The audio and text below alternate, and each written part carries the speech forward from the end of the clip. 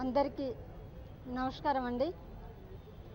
నాపై వస్తున్న వార్తలు నాపై ఏకతాటిక టీవీ ఛానల్స్లోని అదేవిధంగా పేపర్లోని వచ్చే కథనాలు అవాస్తవం అండి.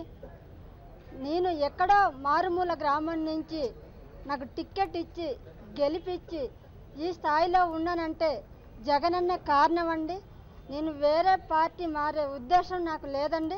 నేను గట్టిగా చెప్తున్నాను మీడియా సోదరులకి, కొన్ని ఛానల్స్ చాలా తప్పుడు ప్రసారాలు చేస్తున్నారు. తప్పుడు ప్రసారాలు ఎందుకు చేస్తున్నారు అన్నది నాకే అర్థం కాలేదు. నేను ఇవాళ నాలుగు రోజుల నుంచి ఏకతాటిగా టీవీలో వస్తుంది, ఎందుకు వస్తుందా అనేసి నేను అయోమయంలో ఉన్నాను. నేను కూడా నాకు చాలా బాధాకరం అనిపిస్తుంది. ఎందుకంటే నేను ఎవరితోటైనా మాట్లాడానా, నేను ఎవరితోటైనా నేను పార్టీలో మారుతానని చెప్పానా? నాకు ఈ రోజున చాలా పత్రికల్లో కానీ టీవీల్లో వచ్చినందుకు చాలా బాధపడుతున్నానండి. చాలా విచారమైన వార్త ఇది నిజంగానే. ఎందుకంటే నాకు ఫస్ట్ నుంచి నాకు 20 కోట్లు ఇస్తానన్నారు, అయినా కానీ నేను డబ్బుకు లొంగలేదండి. నేను ప్రజల్ని సేవ చేసే ఉద్దేశంతో నేను వచ్చానండి.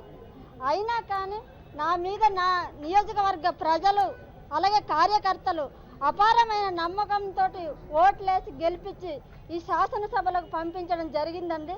అదే నమ్మకంతో విశ్వసనీయతోటి పని చేస్తాననేసి నేను గట్టిగా చెప్తున్నానండి. నేను పార్టీ మారే ఉద్దేశం లేదండి. నేను ఈ రాజకీయం నుంచి ఉండాలనుకున్నా జగనన్నతోటే ఉంటానండి. జగనన్న కూడా ఉంటాను. పార్టీ మారే ఉద్దేశం కానీ ఆలోచన కానీ నాలో లేదండి. గట్టిగా చెప్తున్నాను. ఇలాంటి వార్తలు ఇంకో రోజు రాకూడదని కొన్ని ఛానల్స్ గట్టిగా నొక్కి చెప్తున్నానండి. ఎందుకంటే నా మీద ఉన్న నమ్మకంతో నాకు ఈ టికెట్ ఇచ్చి గెలిపించి విశ్వసనీయంగా అంతా నాలో ఉన్న మంచితనాన్ని కూడా ఈ ఛానల్స్లో రావడం వల్ల నేను చాలా బాధపడుతున్నానండి. ఎందుకంటే నేను ఎందుకు మారాలండి పార్టీ, నేను ఎందుకు వెళ్ళిపోవాలి? ఇంత చిన్న వయసులో నాకు తీసుకొని వచ్చి టికెట్ ఇచ్చి గెలిపించి ఈ స్థాయిలో నేను వచ్చానంటే ఎవరు కారణం అండి? జగనన్నే కారణం. నేను పార్టీ మారే ఉద్దేశం నాకు లేదు. దయచేసి మీడియా సోదరులకి నేను ఒకటే గట్టిగా చెప్తున్నా. ఎందుకంటే చాలా తప్పుడు దుష్ప్రచారం చేస్తున్నారు. అదేవిధంగా ఎప్పటికైనా మునిగిపోయే పడవ చూస్తూ ఎక్కరు, ఎక్కినా కానీ ఎంత దూరం వెళ్ళిపోతామో తెలియదు. అదేవిధంగా మీ ద్వారా తెలియజేస్తూ ఈ అవకాశం ఇచ్చిన మీ ద్వారా తెలియజేస్తున్నానండి.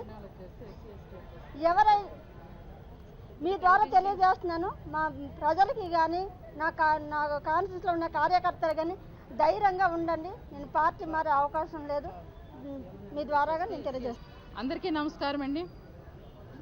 ఈరోజు నిజంగా ఎంత దౌర్భాగ్యం అంటే, రాష్ట్రంలో ఏదైతే 7 నియోజకవర్గాల్లో ఎస్సీ నియోజకవర్గాలు ఉన్నాయో దాంట్లో 6 నియోజకవర్గాలు వైఎస్ఆర్ కాంగ్రెస్ పార్టీ ఎమ్మెల్యేలు ఉన్నాం. ఒకే ఒకటి టీడీపీ ప్రభుత్వం ఉంది. ఈరోజు అసలు గిరిజనుల కోసం ఏం చేసిందని ఈ ప్రభుత్వం ఈరోజు గిరిజన ఎమ్మెల్యేలని రావడానికి డబ్బులు ఎర చూపిస్తుందని చెప్పి మిమ్మల్ని అడుగుతా ఉన్నాను. ఎందుకంటే నిజంగా రాజ్యాంగం అంటే చాలా గొప్ప అని చెప్పి ఇప్పుడే నిజంగా మా దౌర్భాగ్యం గిరిజన శాఖ మంత్రి రావెల్ కిషోర్ బాబు గారు రాజ్యాంగం గురించి చాలా సుదీర్ఘమైనటువంటి ఉపన్యాసం ఇచ్చారు ఇప్పుడే అసెంబ్లీ హాల్లో. రాజ్యాంగం మీదనే వాళ్ళకి గౌరవం లేని ప్రభుత్వం. ఎందుకంటే రాజ్యాంగంలో 5వ షెడ్యూల్లో గిరిజన సలహా మండలిని ఏర్పాటు చేయాలి. ప్రభుత్వం ఏర్పాటు ఈ రోజుకి 2 సంవత్సరాలు కావస్తున్న గిరిజన సలహా మండలి గురించే ఒక ఆలోచన కూడా చేయలేదు. దానికి ప్రధానమైన కారణం 6 ఎస్టీ ఎమ్మెల్యేలు ఉన్నారు, దాంట్లో మెజారిటీ పీపుల్ వాళ్ళు ఉన్నారు. ఏదైనా ఒక తీర్మానాలు చేస్తే వాళ్ళదే పై మాట అవుతుందని ఒకే ఒక కుట్రపూరితమైన ఆలోచన కుతంత్రతో ఈరోజు రాజ్యాంగంలో మాకున్నటువంటి హక్కుని కూడా కాలరాసే ఈ తెలుగుదేశం ప్రభుత్వం ఈరోజు మా సోదరి వంతాల రాజేశ్వరి నిజంగా రోజు చూస్తూ ఉంటే బాధ అనిపిస్తోంది. నిజంగా కాస్త కూస్త మేము గట్టిగా మాట్లాడే వాళ్ళమే బాధ అనిపిస్తుందంటే తను మౌనంగా ఉండే ఎమ్మెల్యే మానసికంగా చాలా స్ట్రగుల్ అవుతుంది. అసలు ఎవరిచ్చారు మమ్మల్ని మానసికంగా మీరు హింస పెట్టడానికి? ప్రతి ఛానల్లో ప్రతి దాంట్లో కూడా అలా వస్తూ ఉంటే నిజంగా మేము ఈరోజు గిరిజన ఎమ్మెల్యేలుగా మహిళా ఎమ్మెల్యేలుగా ఈరోజు సభకు వచ్చామంటే అదంతా మా జగనన్న పెట్టినటువంటి భిక్ష.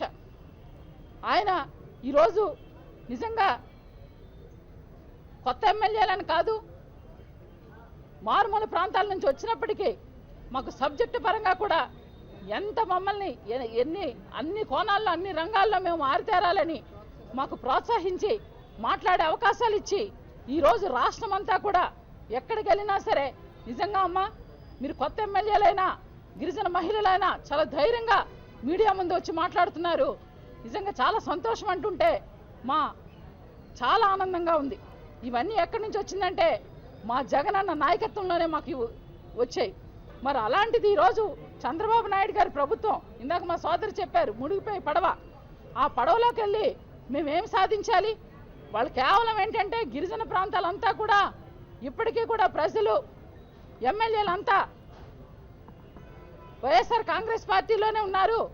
ఎలాగైనా సరే గిరిజన ఎమ్మెల్యేలని లాగేయాలని చెప్పి కుట్ర పని ఆమె చెప్పారు 20 కోట్లు ఆఫర్ చేస్తామని. 20 కోట్లు కాదు కదా, 100 కోట్లు ఇచ్చినా సరే మేమెవరం కూడా వెళ్ళే దాఖలాలు లేవు.